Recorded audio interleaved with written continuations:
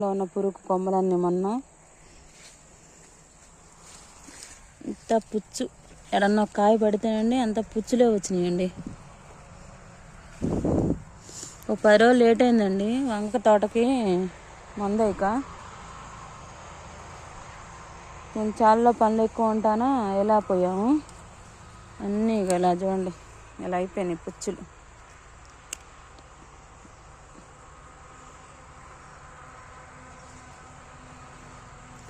మీకు మామూలుగా కూడా పురుగు చూపిస్తానండి ఎలా ఉంటుందో.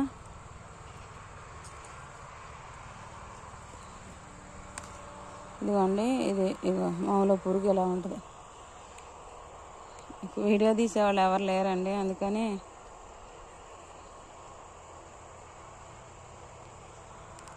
చూడండి ఎంత సన్నగా ఉందో పురుగు.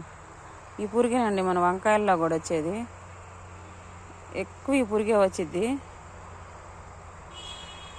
ఈ కొమ్మలన్నీ కొట్టేసి లేత చిగుళ్ళన్నీ పెట్టి 40 రోజులు అవుతుందండి తోట.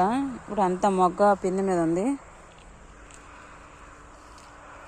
చాలా పనులు ఎక్కువయ్యి ఈ మధ్య ఈ తోటకెళ్ళి రాలేదండి, అందువల్ల పురుగు పడింది. ఇంక ఇప్పుడు శుభ్రం చేద్దామని కలుపు తీసానండి. ఇంక రేపు మందు కొడతామండి. ఈ పురుగుకి మాత్రం కంపల్సరీ కరాటీ కానీ కోరోజన్ కానీ.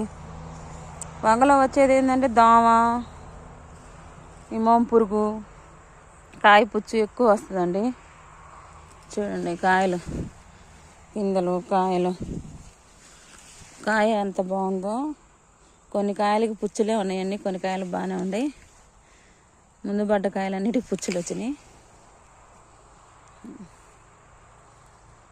అందుకని చేనంతా శుభ్రం చేస్తున్నాం. దోమ కూడా ఉంది, మందేద్దామని. ఆర్గానిక్లో చేయలేమండి వంగ తోటను మాత్రం, ఈ పురుగు కంట్రోల్ కాదు. అందుకని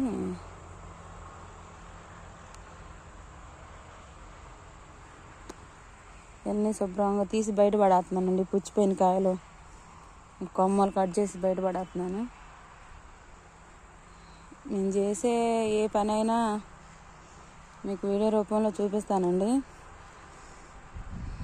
అలాంటి రైతులు ఎంత కష్టపడుతున్నారు, మీకు నచ్చితే ఇలాంటి రైతులు కష్టపడి చేసే వాళ్ళని ఎంకరేజ్ చేస్తారని అనుకుంటున్నానండి. చూడండి క్వాలిటీ ఎంత బాగుందో కాయ. పురుగు లేని కాయ చాలా బాగుందండి క్వాలిటీ మాత్రం. ఈ వీడియో కనుక మీకు నచ్చితే లైక్ చేసి షేర్ చేయండి. లైక్ చేయటం మాత్రం మర్చిపోకండి అండి. సబ్స్క్రైబ్ చేసుకోండి. ఇంకో కొత్త వీడియోతో